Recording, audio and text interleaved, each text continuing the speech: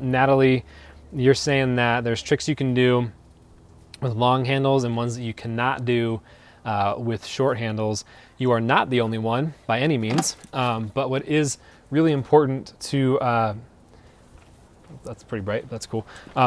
You're not the only one by any means, but it's important to point out that, you know, this is kind of one of the reasons why, this is the reason why I suggest people start with a short handle when they begin, because it is harder.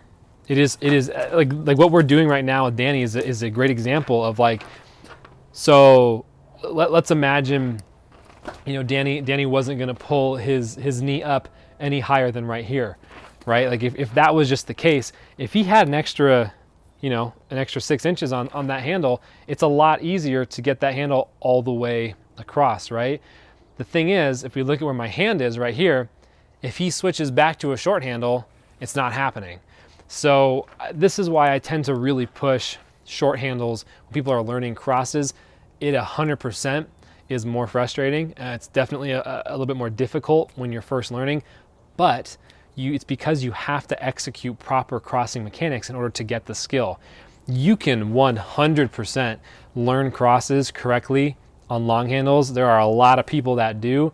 I just like to push a little bit at the beginning because it forces you to go like this. What we're doing with Danny is a great example. Like it forces you to go from like here to going here and crossing a little bit more, putting in a little bit more effort, understanding things just a little bit better. And then once you have that foundation set, it's way easier to transition back to a long handle because it's already helping you out, right? Ideally, and this is my philosophy, I think that this makes the most sense for the majority of jumpers, being versatile, being able to pick up any rope and being able to use it mostly more or less to the effect that you want to, the skills you want to accomplish will bring you the farthest in jump rope. Because for a lot of folks right now at the skill level everyone is at, there's a really big chance that the style of jump rope that you land on in a year, that you want to do in a year, is going to be different. It's going to be a different style than what you're doing right now, or it's going to be a more a higher level, right? Like you might be doing swing open doubles, you might be doing TSs and toads now.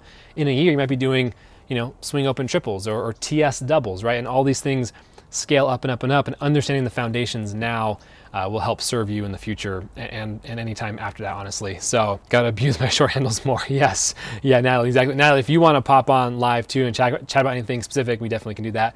But yeah, basically the short answer is I'd recommend yes, abusing your short handle and working harder with that one so that it's easier with all ropes, right? But that does not mean that you can't learn correctly on a long handle. It's just that the short handle will tell you exactly when you're not doing things correctly, and that's good feedback to have if you're trying to learn the most efficient way to jump.